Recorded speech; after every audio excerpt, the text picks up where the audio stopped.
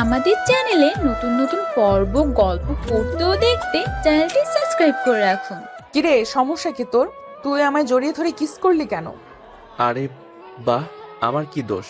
আপনি তো বললেন আমি কি করতে পারি সেটা দেখবেন, তাই তো আমি আপনাকে জড়িয়ে ধরে কিস করে দেখিয়ে দিলাম যে আমি কিস করতে পারি। তোকে তো আমি চাইলে বিয়েও করতে পারেন, সমস্যা নেই। আপনার মতো সুন্দরী পুলিশিনী বিয়ে করতে আমার কোনো আপত্তি নেই। এক চড় মেরে তোর সব কটা দাঁত ফেলে দেবো বলে দিলাম। পুলিশের সঙ্গে বেয়াদবি? আমি তো ভেবেছিলাম তুই একটা বদমাইশ, এখন তো দেখছি আজ তো একটা বেয়াদব। সমস্যা নেই, চিন্তা করিস না। গারদের পেছনে নিয়ে গিয়ে 4-5টা বসালেই সব ঠিক হয়ে যাবে। ম্যাডাম, আপনার ক্ষমতা কতদূর জানি না, তবে আমার ক্ষমতা সম্পর্কেও মনে হয় আপনার কোনো আইডিয়া নেই। আপনি আমাকে এখান থেকে থানা পর্যন্ত নিয়ে যেতে পারবেন, কিন্তু তারপর আপনার ফোনে কয়টা ফোন আসবে হিসাব রাখ সেটা কিন্তু আপনি হিসাব রাখতে পারবেন না। তাই নাকি? আচ্ছা ঠিক আছে, তাহলে তো তোকে সেখানেই নিয়ে যেতে হয়, চল আমার সঙ্গে। কোথায় যাব? শ্বশুর বাড়ি নাকি? শ্বশুর বাড়ি গেলে তো আমি আগে থেকে প্রিপারেশন নিয়ে আসতাম। শ্বশুর বাড়িতে প্রথম যাব, খালি হাতে যাওয়া যায় নাকি? আপনি একটু ওয়েট করুন, আমি কিছু মিষ্টি নিয়ে আসি। মিষ্টি? আমি তোকে 14 শিকে ভরে ভেতরে তারপর খাওয়াবো। এই, তুই চল আমার সঙ্গে, তারপর তোর কি অবস্থা করি তুই সেটাই দেখতে পারবি। এই কথা বলে নেহা নিলয়কে হ্যান্ডকাপ পরিয়ে সেখান থেকে সোজা থানায় নিয়ে যেতে থাকলো। ভিউয়ার্স, আপনারা গল্পের আগাগোড়া কিছুই বুঝতে পারছেন না, তো চলুন আমি আপনাদেরকে বুঝিয়ে দিই। আমাদের গল্পের নায়ক নীল একটু আগে বাসা থেকে বের হয়ে বন্ধুদের সঙ্গে আড্ডা দিতে চাইছিল। তখনই হঠাৎ তার বাসার সামনে একটা পুলিশের গাড়ি এসে দাঁড়ালো। সে কিছু বুঝে ওঠার আগেই সেখান থেকে একটা মেয়ে পুলিশ বলে উঠল, এটা কি মিস্টার আবির চৌধুরীর বাড়ি? হ্যাঁ, এটা আবির চৌধুরীর বাড়ি, আর আমি তার ছেলে নীল চৌধুরী। আপনি কে, আর এখানেই বা কেন এসেছেন? আমার ড্রেস দেখে নিশ্চয়ই বুঝতে পারছেন আমি কি আর এখানে কেন এসেছি। এবার আপনি এটা বলুন, আপনি আজ ভার্সিটির ক্যাম্পাসের ঝামেলা কেন করেছেন? ও, এই ব্যাপারে কথা বলতে এসেছেন? যাই হোক, আপনি আমার বাসায় চলুন, আমরা বাসায় গিয়ে বসে তারপর কথা বলি। দেখুন, আমি রাস্তায় দাঁড়িয়ে কোনো মেয়ে মানুষ কিংবা অন্য কারোর সঙ্গে কথা বলতে পছন্দ করি না। তাহলে আমার সঙ্গে থানায় চল, তারপর সেখানে গিয়েই তোর সঙ্গে কথা বলি। কারণ একটা ক্রিমিনালের সঙ্গে আমার রাস্তায় দাঁড়িয়ে এত কথা বলতে কোনো ইচ্ছা করছে না। আমি ক্রিমিনাল সেটা আপনাকে কে বলেছে? আর আমাকে আপনার ক্রিমিনাল বলার সাহস হলো কি করে? আপনি জানেন আমি কে, আর কি আমার পরিচয়? তুই তো নিজেই তোর পরিচয় দিয়েছিস, তারপর আবার আমার জানার কি প্রয়োজন আছে? এখন তুই আমার সঙ্গে থানায় চল, তারপর সেখানে গিয়ে আমি আমার পরিচয়টা তোকে দিয়ে দেব। দেখুন ম্যাডাম, ভার্সিটিতে যা হয়েছে সেটা আমাদের বন্ধুদের মধ্যকার ব্যাপার, সেটা আমি মিটিয়ে নেব। তার জন্য আপনার সঙ্গে আমি থানায় যেতে পারবো না। কেসটা যেহেতু আমার হাত পর্যন্ত চলে এসেছে, সেহেতু তোকে থানা পর্যন্ত যেতেই হবে। তা না হলে আমি তোকে ছেড়ে যাচ্ছি না। আরে ম্যাডাম, বললাম তো আমি আপনার সঙ্গে যাব না। আমি এমন কোনো অপরাধ করিনি যার জন্য আমাকে থানা পর্যন্ত যেতে হবে। তাছাড়া যদি করেও থাকি তাহলেও সেটা আমি বাসায় বসে মিটিয়ে নিতে পারবো। তার জন্য থানায় যাবার কোনো প্রয়োজন নেই। তোকে তো আমি বললাম আমি তোকে নিয়ে যেতে এসেছি, তাই আমি তোকে সঙ্গে নিয়ে যাব। তারপর যা হয় সেটা আমি বুঝবো। এখন তুই আমার সঙ্গে চল। এই ম্যাডাম, আপনি কি কানে শুনতে পান না নাকি? আপনাকে আমি কতবার বলেছি আমি যাব না আপনার সঙ্গে থানায়। আমি দেখি আপনি কি করেন। তুই যেতে না চাইলে আমি তোকে তুলে নিয়ে যাব, তারপর আমি দেখি তুই কি করতে পারিস। কথাটা বলে দেরি হলো। নীল নেহাকে জড়িয়ে ধরে কিস করতে দেরি করলো না। আর তারপর তো যা হলো সেটা আপনারা দেখতে পেলেন। তো ভিউয়ার্স, চলুন কথা না বাড়িয়ে মূল গল্পে ফিরে আসা যাক। আসলে গতকাল আমাদের গল্পের নায়ক নীল সকালবেলা ঘুম থেকে উঠে ভার্সিটিতে যায়। আর ভার্সিটি গিয়ে দেখতে পাই কিছু ছেলে পেলে ভার্সিটির ভিতরে নেশা করছে। আর এটা দেখে তার একদমই সহ্য হলো না, তাই সে সঙ্গে সঙ্গে ওই ছেলেগুলোকে ইচ্ছে মতো মারতে থাকলো। তখনই সেখানে এসে ভার্সিটির প্রিন্সিপাল উপস্থিত হয় আর নীলকে বলে, কি ব্যাপার নীল, কি হয়েছে? তুমি ওদের এভাবে মারছো কেন? স্যার, এদের সাহস কি করে হয় ভার্সিটি ক্যাম্পাসে এসে নেশা করার? ওরা জানে না ক্যাম্পাসে সবাই পড়াশোনা করতে আসে। এখানে ওরা কেন নেশা করবে? আর মেয়েদেরকে ওরা অনেক সময় টিজ করে, তাই আমি ওদেরকে একটু উচিত শিক্ষা দিয়েছি। হ্যাঁ, সেটা না হয় বুঝলাম, কিন্তু আমার মনে হয় ওদের সঙ্গে তোমার এভাবে ঝামেলায় যাওয়াটা ঠিক হয়নি। কারণ ওরা প্রায় সময় ভার্সিটি ক্যাম্পাসে এসে নেশা করে, মেয়েদেরকে উত্ত্যক্ত করে। আমি ওদের গার্ডিয়ানের কাছে বিচার দিয়েও কোনো ফল পাইনি, কারণ ওরা নাকি এরকমেরই। আমার মনে হয় তুমি ওদের সঙ্গে ঝামেলা করে একটু ভুলই করে ফেলেছো। স্যার, আমি কখনোই ভুল আর সঠিক চিন্তা করে কোনো কাজ করি না। তাছাড়া আপনার কোন অর্থে মনে হচ্ছে আমি ভুল কিছু করেছি? ওরা ভার্সিটির ক্যাম্পাসে নেশা করবে, এটা কি সঠিক? ভার্সিটিটা তোর বাবার নয় যে এখানে কিছু করতে হলে তোর কাছে কৈফিয়ত দিতে হবে। এখানে আমাদের যা করতে মন চায় আমরা তাই করব। সে তোর ব্যাপারে আমরা কেন তোকে কৈফিয়ত দিতে যাব? আর তোরই বা কি সমস্যা? আমার সমস্যা এটাই যে তবে ভার্সিটিতে এসে কেন নেশা করবে? তোদের দেখা দেখি আরো 5টা ছেলে তোদের সঙ্গে মিশে তারা নেশা করবে কেন? আমরা ভার্সিটিতে এসে মাদকাসক্ত হব? এখানে তো আমরা পড়াশোনা করতেছি, নিজেদেরকে শিক্ষিত করতে আসি। আর সেখানে এসে কেন আমরা নিজেদেরকে ধ্বংসের মুখে ঠেলে দেব? তোর এখন এত ইচ্ছা ভালো হওয়ার, তাহলে তুই কোন প্রাইভেট ভার্সিটিতে পড়াশোনা করিসনি কেন? লোকাল ভার্সিটিতে পড়াশোনা করতে এসেছিস। এখানে যখন তুই পড়াশোনা করতে এসেছিস, তাহলে এখানে যা হয় সব তোকে মুখ বুজে সহ্য করতে হবে।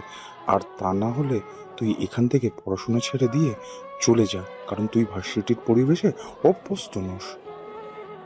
আমি কিসে অভ্যস্ত আর কিসে অভ্যস্ত নই সেগুলো তোদের তো কোনো সমস্যা হওয়ার কথা নয়। তোরা ক্যাম্পাসে এসে কেন এগুলো করবি? এই বলে নীল ছেলেগুলোকে আবারও মারতে উদ্যত হলো, কিন্তু তখন প্রিন্সিপাল স্যার নীলকে থামিয়ে দিল আর নীল সেখান থেকে চলে গেল। আর তারপরই হয়তো এই ছেলেগুলো থানায় গিয়ে কমপ্লেন করেছে। যাই হোক, এদিকে নেহা নীলকে নিয়ে থানায় পৌঁছালো। আর তখনই হঠাৎ নেহার ফোনে একটা কল আসলো। নেহা, তুমি নীলকে কেন থানায় নিয়ে এসেছো? ওকে এক্ষুনি ছেড়ে দাও। কিন্তু স্যার, ওর নামে থানায় মামলা করা হয়েছে। ও গতকাল ভার্সিটির ক্যাম্পাসে মারধর করেছে, আর ওই ছেলেগুলো আমার কাছে কমপ্লেন করেছে। তাই আমি যদি এর বিরুদ্ধে অ্যাকশন না নেই, তাহলে ওরা তো মনে করবে আমি পয়সার জন্য বিক্রি হয়ে গেছি। তোমাকে আমি এত কিছু চিন্তা করতে বলিনি। তোমাকে আমি যেটা করতে বলেছি তুমি সেটাই করো। তুমি এখনই নীলকে ছেড়ে দাও আর ওকে ওর বাসা পর্যন্ত দিয়ে আসো। কিন্তু স্যার, এইভাবে আমরা ওকে ছেড়ে দিতে পারি না। ও ভার্সিটিতে মাস্তানি করবে, আর এগুলো কি মেনে নেওয়া যায়? আমি তোমার কাছ থেকে কোনো উপদেশ শুনতে চাইছি না। তোমাকে যেটা করতে বলেছি তুমি সেটাই করো। তুমি এখনই ওকে ওর বাসার সামনে ছেড়ে দিয়ে আসো, ঠিক যেখান থেকে নিয়ে এসেছিলে। ঠিক আছে স্যার, আমি এক্ষুনি ওকে দিয়ে আসছি। এই ছেলে, চলো আমার সঙ্গে, তোমাকে তোমার বাসা পর্যন্ত পৌঁছে দিয়ে আসি। কিন্তু ম্যাডাম, আমি তো শ্বশুর বাড়িতে যাব, বাসায় যাওয়ার কোনো ইচ্ছে আমার নেই। এত সুন্দর বউ রেখে একা একা বাসায় গিয়ে কি করব? এই কি তোর বদমাইশের বাচ্চা, তোর শ্বশুর বাড়ি কোথায় সেটা কি আমি চিনি নাকি? আর তোকে কেন আমি তোর শ্বশুর বাড়ি দিয়ে আসতে যাব? তোকে যেখান থেকে নিয়ে এসেছি সেখানেই ছেড়ে আসবো। আরে বউ, নিজের হবু জামাইকে কেউ এভাবে বলে নাকি? প্লিজ নিয়ে চলো না আমাকে একটু শ্বশুর বাড়ি, একটু শাশুড়ি মার সঙ্গে দেখা করে আসি। তোর শ্বশুর বাড়ি কোথায় বল, আমি তোকে ছেড়ে দিয়ে আসছি। ও মা, বউ দেখি আমার নিজের বাড়ি চিনে না। আমি তো তোমাদের বাড়িতে যাওয়ার কথা বলছি।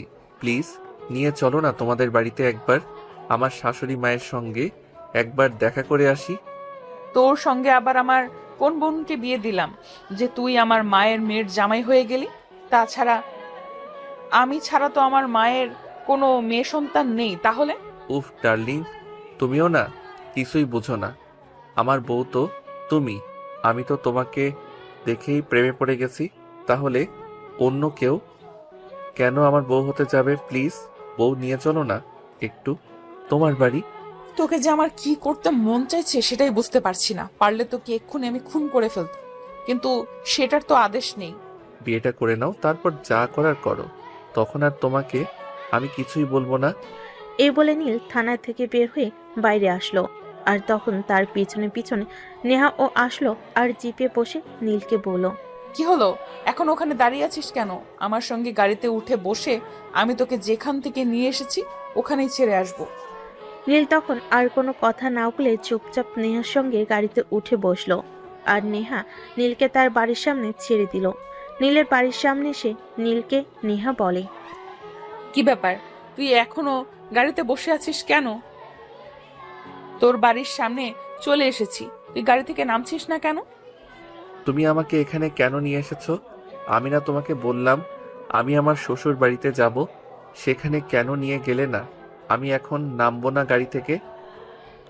নেহা নীলকে অনেক করে বলেছিল গাড়ি থেকে নেমে যাওয়ার জন্য, কিন্তু নীল কোনোভাবে গাড়ি থেকে নামছিল না। তাই নেহা নীলকে ধাক্কা দিয়ে গাড়ি থেকে ফেলে দিতে চাইছিল, কিন্তু নীল অতটাও বোকা নয়। তাই সে সঙ্গে সঙ্গে নেহার হাতটা ধরে ফেল। নেহা তখন ধাক্কার তাল সামলাতে না পেরে নীলের উপর পড়ে গেল। এমন অবস্থা থেকে নেহা অনেকটা ক্ষেপে গেল আর নীলকে বলল, এটা কি হলো, তুই আমাকে টান দিয়ে নিচে ফেলে দিলি কেন? একটু তোমার শরীর থেকে উষ্ণতা নিতে, তোমার শরীর কতটা উষ্ণ সেটা একটু চেক করে নিতে। আল্লাহ, তুমি আমাকে উদ্ধার করো। আমি কোন পাগলের পাল্লায় পড়েছি সেটাই তো বুঝতে পারছি না। এটা কেমন তার ছেঁড়া মানুষ, আমি তো সেটাই ভেবে পাচ্ছি না। আমার পাল্লায় পড়েছো জানেমান, তুমি তো এত সহজে ছাড়া পাচ্ছ না। এখন কি যাবে নাকি তোমার শ্বশুর বাড়ি? এই বেয়াদব, চুপ কর। আমার শ্বশুর বাড়ি কোথা থেকে আসলো? আমি তো এখনো বিয়েই করিনি, আর বিয়ে করব কিনা সে ব্যাপারেও এখনো নিশ্চিত নয়। আমার মতো হ্যান্ডসাম একটা ছেলে থাকতে তুমি কেন বিয়ে ছাড়া থাকবে? তুমি অবশ্যই বিয়ে করবে এবং আমাকেই বিয়ে করবে, চিন্তা করো না। আমি কিছুদিনের মধ্যেই তোমার বাবা মায়ের সঙ্গে কথা বলবো এবং তোমাকে যত দ্রুত সম্ভব আমাদের বাড়িতে নিয়ে আসবো। তাহলে তোর মাথায় সমস্যা আছে, তোর সঙ্গে কথা বলাই অনর্থক। তুই থাক এখানে। এই কথা বলে নীল নেহার বুকের উপর থেকে উঠে পড়ে এবং সেখান থেকে চলে যেতে চায়। কিন্তু তখনই নীল পিছন থেকে নেহার হাতটা ধরে ফেলে আর টান দিয়ে নিজের সঙ্গে মিশিয়ে নেয়। আর তারপর আলতো করে নেহার কপালে একটা ভালোবাসার পরশ এঁকে দিয়ে বলে, একটু ভালোবাসা না দিয়ে চলে যাচ্ছ? এতটাই পাষাণ তুমি? এরকম হলে হয় নাকি? তোর ভালোবাসা চাই, তাই না? এই নে তোর ভালোবাসা। এই বলে নেহা নীলের গালে ঠাস ঠাস করে ব্যাস কয়েকটা চর বসিয়ে দিল। আর তারপর বলতে লাগলো, এবার তো পেয়েছিস তুই তোর ভালোবাসা, তাই না? এখন তোর মুখটা বন্ধ রাখ আর আমাকে এখান থেকে যেতে দে। এখানে বসে থাকলে তো আমার চলবে না, আমার তো আরো অনেক কাজ পড়ে আছে। নীল তখন কোনো কথা বলতে পারছিল না, কারণ নেহা তাকে এত জোরে চর মেরেছে যে তার গালে 5টা আঙ্গুলের ছাপ বসে গেছে। তার গাল অনেক ব্যথা করছিল, তাই সে আর কোনো কথা বলল না। এদিকে নেহা তো নাই, চলে গেল। নীল তখন কোনো রকমে নিজের চোখের জল মুছে বাড়ির ভিতর প্রবেশ করবে, তখনই হঠাৎ তার আম্মুর সামনে পড়ে গেল। তার আম্মু তাকে দেখে বলতে লাগলো, কি রে বাবা, কি হয়েছে তোর? তোর গালে এটা কিসের দাগ? দেখে তো মনে হচ্ছে একদম এক্ষুনি রক্ত ছিটে পড়বে। কই আম্মু, কিছুই হয়নি। বন্ধুদের সঙ্গে একটু খেলতে গিয়েছিলাম আর তখনই একটু ব্যথা পেয়েছি। আমাকে কি তুই বোকা পেয়েছিস নাকি যা বুঝাবি আমি তাই বুঝে যাব? একদমই নয়, আমি বুঝতে পেরেছি এটা কারো হাতের দাগ, সেটা দেখেই বোঝা যাচ্ছে। 5টা আঙ্গুল একদম স্পষ্ট দেখা যাচ্ছে। ব্যাস এইটুকুই। আরে আম্মু, তোমার কি মাথা খারাপ হয়েছে নাকি? এই শহরে এখনো এমন কোনো ছেলে পয়দা হয় নাই যে আমার গায়ে হাত দেবে, আর গায়ে হাত দেওয়ার পর আমি তাকে ছেড়ে দেব।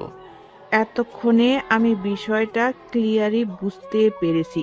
তুই নিশ্চয়ই কিছু একটা ঝামেলা করেছিস আর তার ফলস্বরূপ তোর গালের এই চিহ্নগুলো, ঠিক না? না, একদমই নয়। তুমি তো জানো আমি কখনোই ঝামেলা করি না। অন্যায় দেখলে সেখানে নিজেকে কন্ট্রোল রাখতে পারি না। আসলে গতকাল ভার্সিটিতে কিছু ছেলে ক্যাম্পাসে বসে নেশা করছিল আর তাদেরকে একটু শিক্ষা দিয়েছিলাম। তারপর তারা থানায় মামলা করেছে। আমি বুঝতে পারছি না তোকে এত ভালো মানুষ সাজতে কে বলেছে তোকে ওইগুলো করতে, যার কারণে তোকে এখন থানায় পর্যন্ত যেতে হলো। আমি চাই না তুই এসব ঝামেলায় আর নিজেকে ইনভলভ রাখিস। আম্মু, তুমি হয়তো একটা কথা ভুলে গেছো যে আমার রক্তে অপরাধ দেখেও তীর থাকাটা নেই। আমি অপরাধ দেখলে সহ্য করতে পারি না। যেখানে অপরাধ দেখি সেখানেই আমার রক্ত গরম হয়ে যায়। ও তাই নাকি? ঠিক আছে, তাহলে আমি তোকে কিছুই বলবো না। একবার আয়নার সামনে দাঁড়িয়ে তোর গালের দিকটা দেখে নে, তাহলে তুই বুঝতে পারবি আমি কেন তোকে এই কথাগুলো বলছিলাম। নীল তখন আর কোনো কথা না বলে চুপচাপ নিজের রুমে চলে গেল আর বিছানায় শুয়ে ঘুমিয়ে পড়ল। সে যখন ঘুম থেকে উঠল তখন আনুমানিক রাত 8টার মতো বাজে। বিছানা থেকে উঠে সে ফ্রেশ হতে ওয়াশরুমে চলে গেল। ওয়াশরুম থেকে এসে যেই না সে আয়নার সামনে দাঁড়ালো, নিজের চেহারা সে নিজেই চিনতে পারছে না। একটা মেয়ের শরীরে এত শক্তি আসে কোথা থেকে, যে নীলকে সেই দুপুরবেলা চট দিয়েছে আর এখন রাতের 8টা বাজে। এখনো তার 5টা আঙ্গুলের চিহ্ন নীলের গালে ফুটে আছে। নীল তখন একটু অয়েলমেন্ট লাগিয়ে পড়তে বসে গেল। পড়া শেষ হলে রাতের খাবার খেয়ে তারপর ঘুমিয়ে পড়ল। পরের দিন সকালবেলা ভার্সিটি যাওয়ার উদ্দেশ্যে বাসা থেকে বের হবে। তখনই হঠাৎ সে তার বাসার সামনে একটি মেয়েকে দাঁড়িয়ে থাকতে দেখল। নীল 7 পাঁচ চিন্তা না করে মেয়েটাকে সে জানার আগ্রহ না দেখিয়ে সেখান থেকে চলে যেতে চাইছিল। তখনই পিছন থেকে মেয়েটা বলল, আই এম সরি, কাল রাগের মাথায় আপনাকে এইভাবে থাপ্পড় মারাটা উচিত হয়নি। নিশ্চয়ই খুব ব্যথা পেয়েছেন, তাই না? সে যাই হোক, ভালোবাসার মানুষের ছোঁয়া তো পেয়েছি, সেটাই আমার জন্য অনেক। ভালোবাসার মানুষের ছোঁয়ার সব সময় ভালো হয়। আবার আপনি ওইসব কথা বলা শুরু করেছেন। দেখুন, আমার মেজাজ হুট করেই গরম হয়ে যায়, আর আমি অপরাধীদের এইভাবেই শাস্তি দিয়ে থাকি। তাই আপনার কথা শুনে মাথা গরম হয়ে গেছিল। আর তারপর বললাম তো ঠিক আছে, কোনো ব্যাপার না। আমার ভার্সিটি লেট হয়ে যাচ্ছে, আমি এখন আসছি। এরপর নেহাকে নীল আর কোনো কথা বলার সুযোগ না দিয়ে বাইকে নিয়ে সোজা ভার্সিটির উদ্দেশ্যে বেরিয়ে পড়ল। ভার্সিটিতে এসে সে দেখতে পেল ওই ছেলেগুলো গেটের সামনে দাঁড়িয়ে আছে। তারা নীলকে দেখে, কি ব্যাপার, কাল নাকি শ্বশুরবাড়ি গিয়েছিলি? তো কেমন জামাই আপ্যায়ন পেলি? আমি তো আপ্যায়ন ভালোই পেয়েছি। এবার তোদের যাওয়ার পালা হবে, তৈরি হয়ে থাক, খুব তাড়াতাড়ি যেতে পারবি শ্বশুর বাড়ি। এই কথা বলে নীল সেখানে আর এক মুহূর্ত না দাঁড়িয়ে সোজা ক্যাম্পাসের ভিতর চলে আসলো। ক্লাসে সে ঢুকতে যাবে, তখনই তার বন্ধু হৃদয়ের সঙ্গে তার দেখা হয়। আর তখনই তার বন্ধু হৃদয় তাকে প্রশ্ন করে, কি রে দোস্ত, কি হয়েছিল কাল? আমি শুনলাম তোকে নাকি পুলিশ স্টেশন যেতে হয়েছিল। আরে আর বলিস না, ওই যে সেদিন ছেলেগুলো নেশা করছিল, ওদের একটু চা নাস্তা খাওয়াইছিলাম, তার জন্যই আর কি। দোস্ত, তোকে আমি কতবার বলেছি ওদের সঙ্গে ঝামেলায় যাস না, তুই তারপরও গেলি। আরে দোস্ত, বাদ দে, এসব নিয়ে চিন্তা করিস না, সব ঠিক হয়ে যাবে। এখন বল, তোর কি খবর? এই তো আলহামদুলিল্লাহ ভালো। কাল প্রিয়ার সঙ্গে দেখা করতে গিয়েছিলাম, বেশ ভালোই কেটেছে সময়টা। আচ্ছা, প্রেম করে কি পাস আমি সেটা বুঝতে পারি না। আজ এই মেয়ে তো কাল ওই মেয়ে, একটা মেয়েকে ফিক্সড কর আর ওকে বিয়ে করে নে। দোস্ত, একটা ফুল গড়ে নিয়ে রাখার চাইতে হাজারটা ফুলের মতো খাওয়া যে কতটা মজা সেটা তুই বুঝতে পারবি না। আগে একটা প্রেম কর, তারপরে বুঝতে পারবি। হ্যাঁ রে, সেটাই চেষ্টা করছি দোস্ত। কাল যে ইন্সপেক্টর আমাকে অ্যারেস্ট করতে এসেছিল, মেয়েটাকে দেখে আমি একদম প্রেমে পড়ে গেছি।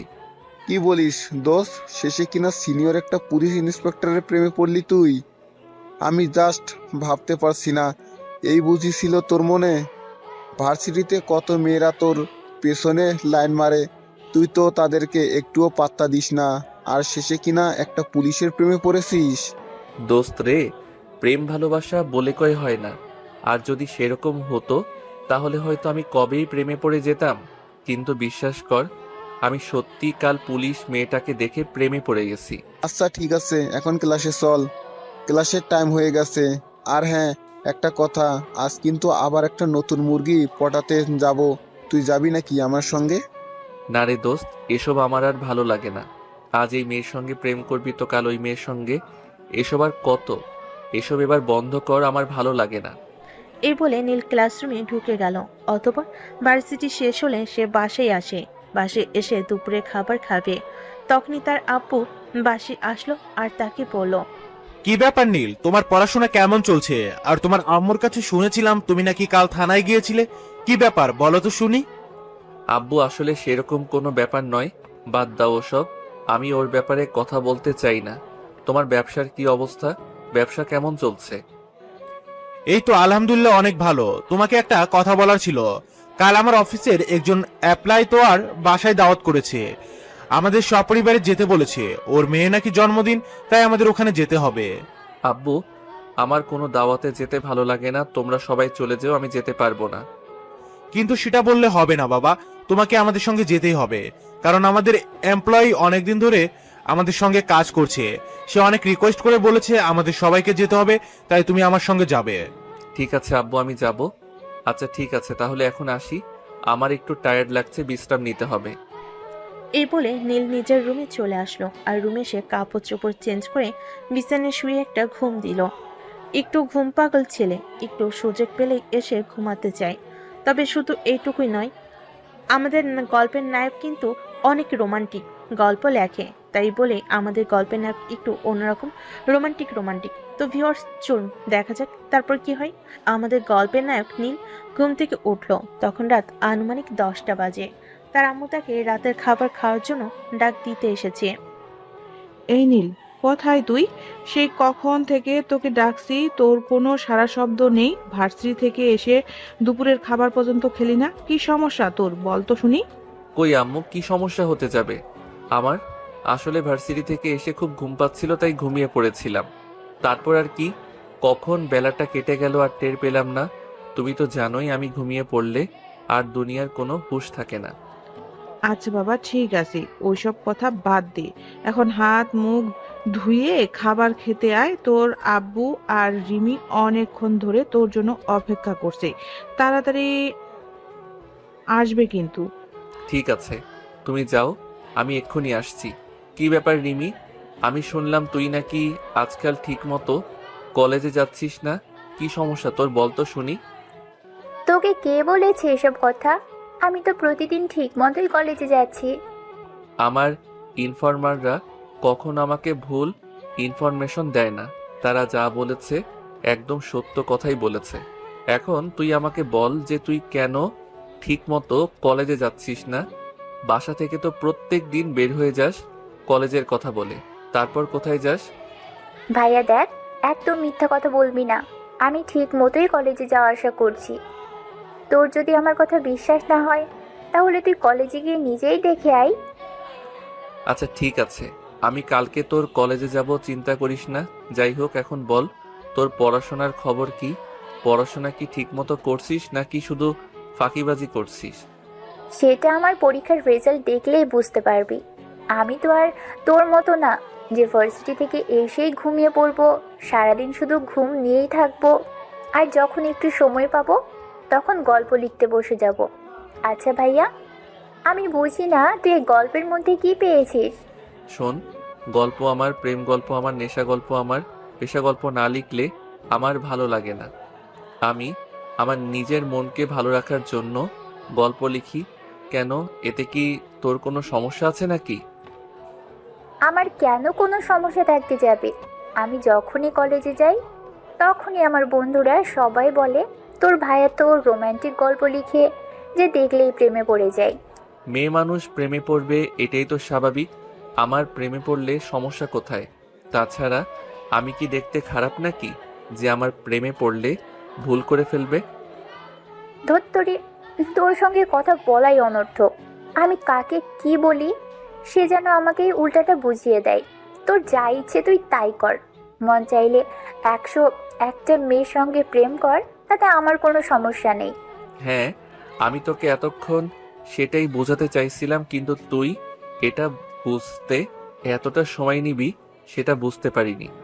আসলে তোর মাথায় তো গোবর ছাড়া আর কিছুই নেই। এই বলে নীল শয়তানি মার্কা একটা হাসি দিয়ে সেখান থেকে খাওয়া শেষ করে নিজের রুমে চলে গেল। তারপর আর কি, ঘুমতেও হয়ে গেছে।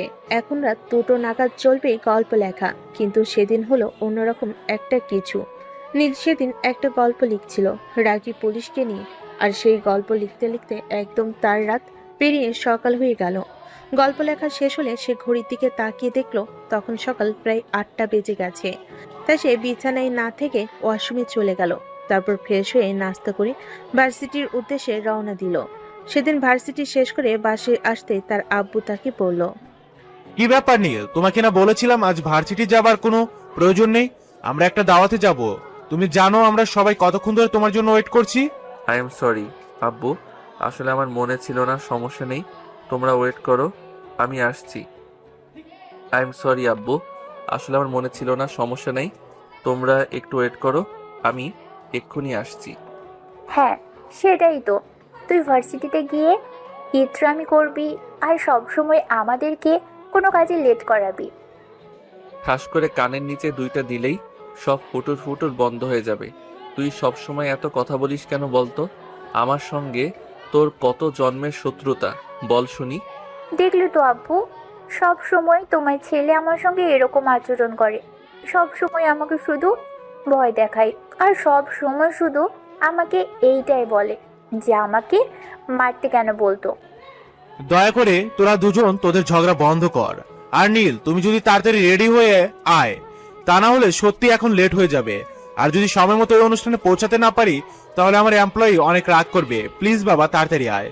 আমি তো যাচ্ছিলামই, আর তখনই তো তোমার মেয়ে ওই বদমাইশি কথাগুলো বলল আর আমার মেজাজটা খারাপ করে দিল। ঠিক আছে, সমস্যা নেই, আমি এক্ষুনি আসছি। এই বলে নীল নিজের রুমে চলে গেল আর তার পছন্দ মতো একটা শার্ট আর একটা প্যান্ট পরে তাড়াতাড়ি তৈরি হয়ে নিচে আসলো। আর তার বোন তাকে দেখে একটু টিটকারি মেরে বলল, একদম সার্কাসের জোকারের মতো লাগছে। সত্যি, তোর বুঝি আর কোনো জামা কাপড় নেই? শেষে কিনা এগুলো পরতে হলো। তুই আমাকে জামা কাপড় কিনে দিস না, তাহলে আমার জামা কাপড় থাকবে কোথা থেকে? এখন ফাইজলামও বন্ধ কর আর চুপচাপ বাসা থেকে বের হ, তা না হলে কিন্তু তোর এই 1 বস্তা মেকআপের কি অবস্থা করব সেটা কিন্তু তুই বুঝতেও পারছিস না। এই শোন, তুই আমার ভাই আছিস, ভাইয়ের জায়গায় থাক। কখনো আমার মেকআপ নিয়ে কোনো কথা বলিস না। আমি একটু সাজুগুজু করতে ভালোবাসি, তাই সবসময় একটু সাজুগুজু করে থাকি। এতে তোর এত সমস্যা কেন? সমস্যা থাকতো না, সমস্যা শুধু এই কারণেই যে তুই আমাদের পয়সাগুলো অকারণেই নষ্ট করছিস আটা ময়দার পেছনে। তবে একটা কথা তোকে বলি, আমার বউটা কিন্তু ন্যাচারাল সুন্দরী, যাকে আমি এই বাড়িতে বিয়ে করে নিয়ে আসবো, তাকে দেখলেই তুই একদম ফিদা হয়ে যাবি। জানি না কোন শাকচুন্নিকে তুই নিয়ে আসবি, আর সে কি না হবে সুন্দরী। শোন, আমি একমাত্র সুন্দরী যে কিনা মেকআপ ছাড়াই অনেক সুন্দরী, কিন্তু আমি সাজতে পছন্দ করি, তাই সাজি। হইছে, শেওড়া গাছের পেতনি কিনা বলে সেও নাকি সুন্দরী। ঠিক আছে, তোরা দুজনে এখানে ঝগড়া কর, তোদেরকে যেতে হবে না, আমিও গেলাম না। আগে তোদের ঝগড়া শেষ কর, তারপর যদি সময় হয় তাহলে যাব, নয়তো আর যাবই না। সরি আব্বু, সরি। তোমার মেয়েটা সব সময় কেন আমার সঙ্গে এরকম করে বলো তো? তোদের এসব ঝগড়াঝাটি না হয় বাসায় ফিরে তারপর শোনা যাবে। এখন দয়া করে তোরা দুজন আমার সঙ্গে চল। তারপর নীল আর কোনো কথা না বলে তার আব্বুর সঙ্গে বের হয়ে গেল। প্রায় 30 মিনিটের মতো সময় লাগলো সেখানে গিয়ে পৌঁছাতে। বিশাল বড় একটা বাড়ির সামনে গিয়ে গাড়ি দাঁড় করিয়েছে। দেখে মনে হচ্ছে কোনো এক কোটিপতির বাড়ি, কিন্তু ভিতরে গিয়ে দেখা যাক সেটা কেমন কোটিপতির বাড়ি। এত বড় বাড়ির মালিক কিনা নীলের বাবার অফিসের এমপ্লয়ি। তো ভিউয়ার্স, চলুন ভিতরে গিয়ে দেখি। বাড়ির ভিতরে যেতেই মধ্যবয়সী একজন ভদ্রলোক নীলের আব্বু এবং তাদের ফ্যামিলির সবাইকে সাদরে সম্ভাষণ জানালো এবং সবাইকে ভিতরে এসে বসতে বলল। নীল তার আব্বুর পিছনে পিছনে ভিতরে আসলো। হ্যাঁ, বাড়িটাকে চারিদিকে চোখ বুলিয়ে একটু ভালো করেই পড়া শেষ করে নিয়েছিল। তখনই হঠাৎ তার চোখ আটকে গেল একটা দেওয়ালে আটকানো ছবির উপর। নীল তখন ওই ভদ্রলোককে জিজ্ঞাসা করলো, uncle, if you don't mind, may I ask you a question? হ্যাঁ বলো। ওই যে ওয়ালে যে মেয়েটার ছবি আটকানো আছে, ওই মেয়েটাকে? ওটা ওটা আমার মেয়ে নেহা, ওরই তো আজকে জন্মদিন। তুমি ওয়েট করো, আমি নেহাকে ডেকে দিচ্ছি। এই বলে নেহার আব্বু নেহাকে ডাকতে থাকলো। নেহা তখন নিজের রুমে বসে তৈরি করছিল। নিজের রুমে থেকে সে তার আব্বুকে উত্তর দিল। আব্বু, আমি এখনো তৈরি হচ্ছি, তুমি 2 মিনিট ওয়েট করো, আমি 2 মিনিটে আসছি। হ্যাঁ মামনি, তুমি একটু তাড়াতাড়ি আসো। তোমাকে বলছিলাম না, আমার অফিসের বস তার ফ্যামিলি নিয়ে তোমার জন্মদিনের ইনভাইটেশনে আসবে, তারা এসে গেছে, একটু তাড়াতাড়ি আসো। ঠিক আছে আব্বু, আমি এক্ষুনি আসছি। এদিকে ভদ্রলোক নীল আর তার ফ্যামিলি সবাইকে বসতে দিল। আর ঠিক তার 2 মিনিট পর নিয়ে এসে সেখানে উপস্থিত হলো। আর নেহা নীলকে দেখেই বলল, কি ব্যাপার, তুই এখানে কি করছিস? কি ব্যাপার মামনি, তুমি কি নীলকে চেনো নাকি? ক্রিমিনালদের আবার না চিনে কি করে থাকি? ওকে আমি এই কয়েকদিন আগেই একবার থানায় নিয়ে গেছিলাম কোনো একটা কেসের কারণে। কি বলো তুমি? নীল বাবার মতো ছেলেই হয় না, আর তাকে তুমি থানায় নিয়ে গেছিলে? আমার মনে হয় তুমি কোনো ভুল ইনফরমেশন পেয়েছিলে। যাক, বাদ দাও, আমি সেসব কথা এখন মনে করতে চাই না। আমি আমার জন্মদিনের আনন্দটাকে মাটি করতে চাই না। আর হ্যাঁ, এই যে মিস্টার, আপনাকে বলছি, অনুষ্ঠান শেষ হলে চুপচাপ এখান থেকে চলে যাবেন। কোনো গ্যাঞ্জাম করার চেষ্টাও করবেন না, তাহলে কিন্তু খারাপ হবে। এটা আপনাকে আমি বলে দিলাম। ও, আমি এতক্ষণে বুঝতে পেরেছি, তার মানে তুমি সেই ইন্সপেক্টর মেয়ে যে আমার ছেলেকে অ্যারেস্ট করেছিলে। শোনো, তুমি ভুল ইনফরমেশন পেয়েছিলে, আমার ছেলে একদমই এরকম নয়। আমার ছেলেটা যথেষ্ট ভদ্র এবং ভালো একটা ছেলে। আমার ছেলে কখনো কোনো খারাপ কাজ করতেই পারে না। হাই আঙ্কেল, আপনি একদম ঠিক কথাই বলেছেন। আপনার ছেলের কোনো খারাপ কাজ করতে পারে না, শুধু ভার্সিটিতে গিয়ে মারামারি করে। তখন নেহার আপু নেহাকে অনেক রিকোয়েস্ট করে বলে এসব কিছু বন্ধ করার জন্য আর জন্মদিনের অনুষ্ঠান শুরু করার জন্য। নেহা তখন আর কোনো কথা না বাড়িয়ে কেক কাটতে চলে গেল। নেহা কেক কেটে এক একে সবাইকে খাইয়ে দিচ্ছিল। আর তখনই নীলের পালা আসলো, কিন্তু নেহা তাকে কেক না খাইয়ে কেকটা রেখে দিতে চাইছিল। তখনই নীল তার কানে কানে বলল, এই ভুলটা একদম করো না প্রিয়সী। সবাই কিন্তু অলরেডি জেনে গেছে তোমার আর আমার সম্পর্কের কথা। এখন যদি তুমি আমাকে কেক না খাইয়ে দাও, তাহলে কিন্তু আমি সবার সামনেই তোমাকে ওইটা করে দিব। মানে তুই আমাকে আমার বাড়িতে এসে থ্রেট করছিস? এর পরিণাম কি হতে পারে তুই জানিস? পরিণামের কথা চিন্তা করে নীল কখনো কোনো কাজ করে না, সেটা তুমি নিশ্চয়ই এতক্ষণে বুঝতে পেরে গেছো। সো কোনো কথা না বলে আমাকে একটু কেক খাইয়ে দাও, তারপর আমিও তোমায় ভালোবেসে কেক খাইয়ে দেব। উপস্থিত সবাই তখন ওই বিষয়টা খেয়াল করছিল, তাই নেহা আর এই বিষয়টাকে নিয়ে ঝামেলা করলো না। সে নীলকে খাইয়ে দিল আর তারপর সে সেখান থেকে চলে আসলো। তারপর খাওয়া দাওয়ার পরপর শুরু হলো এক একে সবাই খাওয়া দাওয়া শেষ করে নিজেদের বাড়িতে চলে যাচ্ছিল। অপরদিকে নেহা কেক কাটা শেষ হলে নিজেদের রুমে চলে এসেছিল আর তার নিচে যেতে ইচ্ছে করছিল না। তখনই হঠাৎ তার রুমের দরজায় সে কারোর গলার আওয়াজ শুনতে পেল। এক্সকিউজ মি ম্যাডাম, আমি কি ভিতরে আসতে পারি? তুই তুই এখানে কেন এসেছিস? তোকে না আমি বলেছিলাম অনুষ্ঠান শেষ হলে সোজা বাড়ি চলে যাবি, কিন্তু তুই এখানে কেন এসেছিস? এখানে আবার নতুন করে কোনো সিন ক্রিয়েট করবি না বলে দিলাম। আরে ডার্লিং, তুমি আমার সঙ্গে এভাবে কেন কথা বলছো? আমি তোমার সঙ্গে কেন কোনো সিন ক্রিয়েট করতে যাব?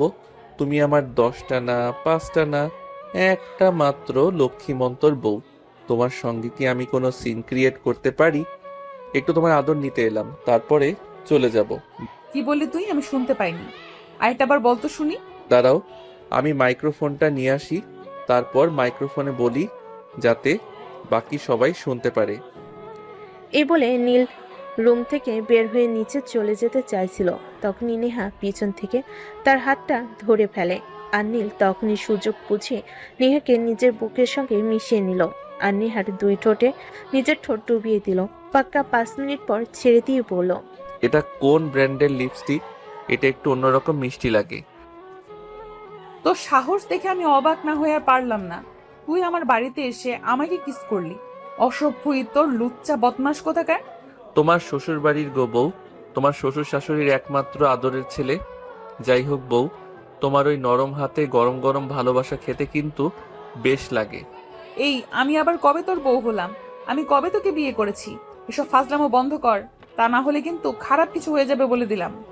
বললাম তো, আমাকে এসব ভয় দেখিয়ে কোনো লাভ হবে না, বিকজ আমি যাকে ভালোবাসি তাকে আমি আমার করে নেব, সেটা যেভাবেই হোক আর যে কোনো পরিস্থিতিতেই হোক।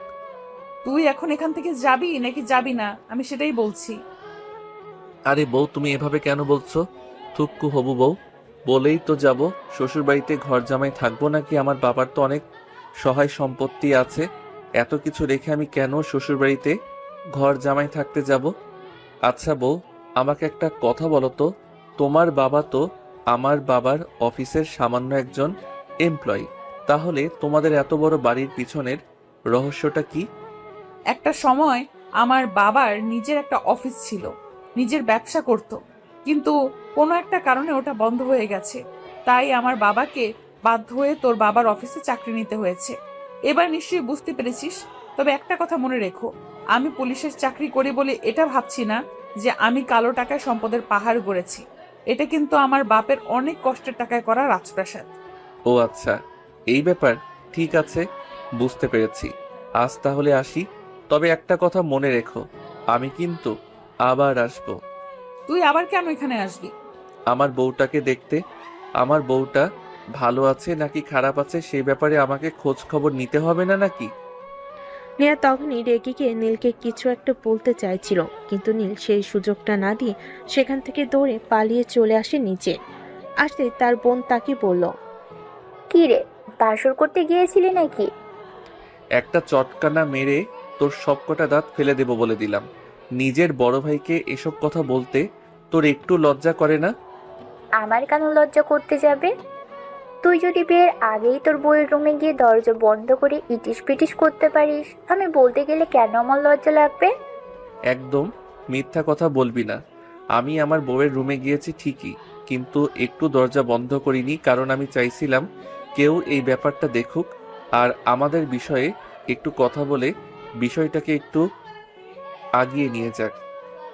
হুম, কিন্তু কবি, দুর্ভাগ্যের বিষয় যে সবাই এদিকে অনুষ্ঠান নিয়ে ব্যস্ত ছিল, সেদিকে কেউ খেয়ালই করেনি। যাই হোক, বউ কেমন এত দিয়েছে তোকে? এই যে গালে, একটু ভালোভাবে খেয়াল করলেই দেখতে পাবি হাতের 5টা আঙুলের দাগ বসে গেছে, বুঝলি? এবার বুঝ তোর বউ তোকে কেমন ভালোবাসে। একদম ফাইজলামো করবি না বলে দিলাম, তাহলে কিন্তু তোর কপালে খারাপই আছে। আমার বউ আমাকে অনেক ভালোবাসে, কিন্তু সবার সামনে সেটা প্রকাশ করে না। আর একটা কথা তো জানিস, মেয়েদের বুক ফাটে তো মুখ ফোটে না। আমার বউ আমায় ভালোবাসে, কিন্তু সেটা মুখ ফুটে বলতে পারে না।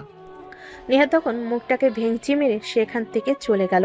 আর তারপর খাওয়া দাওয়া শেষ হলে নীল আর তার ফ্যামিলির সবাই নেহার আব্বুর থেকে বিদায় নিয়ে বাড়ি আসার জন্য রওনা দিল। আজ তাহলে আমরা আসি।